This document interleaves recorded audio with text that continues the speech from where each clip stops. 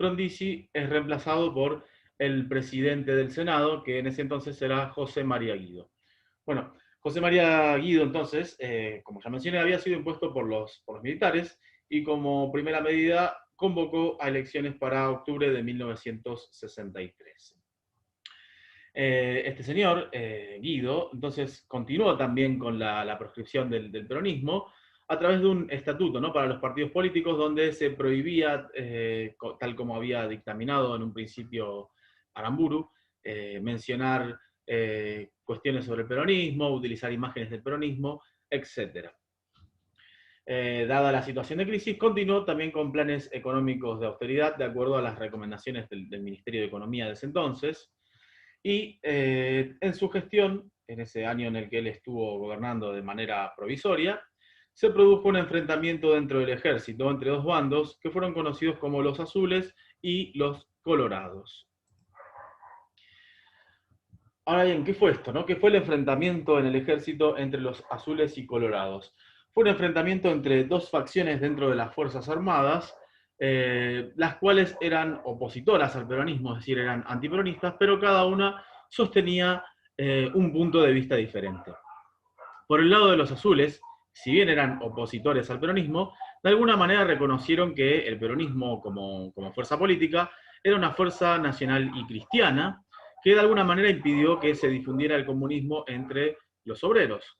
O sea, lo vieron como una cosa positiva, ¿no? Porque el peronismo era anticomunista, de hecho, en realidad, bueno, Perón aborrecía el comunismo, tanto como el capitalismo, y los azules de alguna manera reconocieron esto, ¿no? Que la mayoría de los sectores trabajadores o de los sectores populares no se inclinaron hacia el comunismo.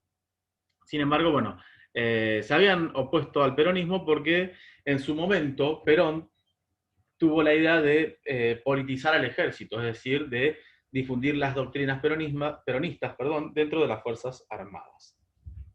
Y como propuesta política, habían propuesto un ensayo constitucional en el que integraran a los peronistas detrás de la figura de un líder militar que obviamente no podía ser Perón.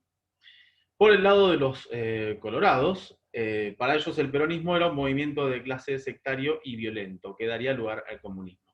Es decir, el peronismo seguía siendo un movimiento de masas y de alguna manera induciría o conduciría de alguna manera a que los sectores populares y obreros se inclinen hacia la ideología comunista o socialista.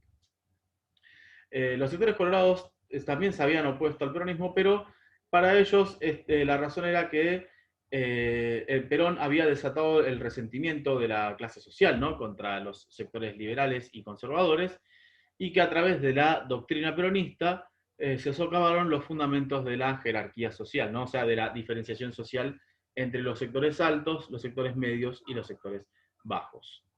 Contrariamente a lo que proponían los azules, pretendían una dictadura, ¿no?, como forma de gobierno que eliminara todo vestigio del peronismo, es decir, una dictadura donde no existiera nada referente a Perón, ni imágenes ni menciones sobre él, etc. Este enfrentamiento termina de resolverse en septiembre de 1963 y triunfa el bando de los azules, acción que permitió de alguna manera que se lleve a cabo las elecciones de ese año.